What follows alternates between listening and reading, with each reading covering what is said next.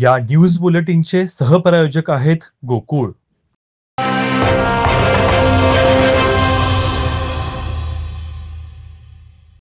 उत्तूर येथील शासकीय योग आणि निसर्गोपचार महाविद्यालयात शिकण्यासाठी आणि या रुग्णालयात उपचारासाठी जगभरातील विद्यार्थी नागरिक येतील। या महाविद्यालयातून योग आणि निसर्गोपचाराचे नामवंत तज्ञ घडतील असा विश्वास वैद्यकीय शिक्षण मंत्री हसन मुश्रीफ यांनी व्यक्त केला।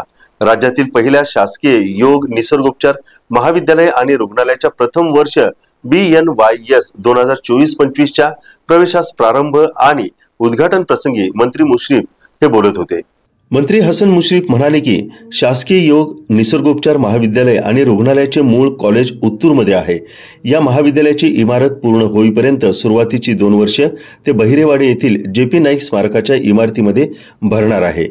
या महाविद्यालय रुग्णालयासाठी 205 कोटी रुपयांचा निधी मंजूर करण्यात आला असून 15 एकर विस्तीर्ण जागेवर मुख्य रुग्णालय, महाविद्यालय आणि प्रशासकीय इमारत उभी राहणार आहे।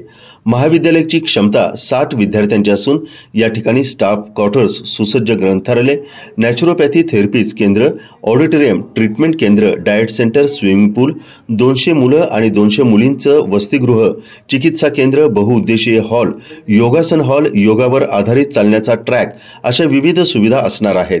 मुश्रीफ म्हणाले, शासकीय दंत महाविद्यालय गडिंग्लज तालुक्यात तर फिजिओथेरपी महाविद्यालय उत्तूर येथे सुरू होण्यासाठी प्रयत्न सुरू असून यासाठी जागेची चाचपणी करण्यात येत आहे। यावेळी जिल्हा परिषदेचे माजी सदस्य वसंतराव धुरे, जिल्हा परिषदेचे माजी उपाध्यक्ष सतीश पाटील गिजवणेकर, किरण कदम, उत्तूरचे सरपंच किरण अमनगी, बहिरेवाडीचे सरपंच रत्नजा सावंत, वीणा पाटील, नरसू पाटील, शिवाजीराव देसाई आणि विविध अधिकारी यावेळी उपस्थित होते।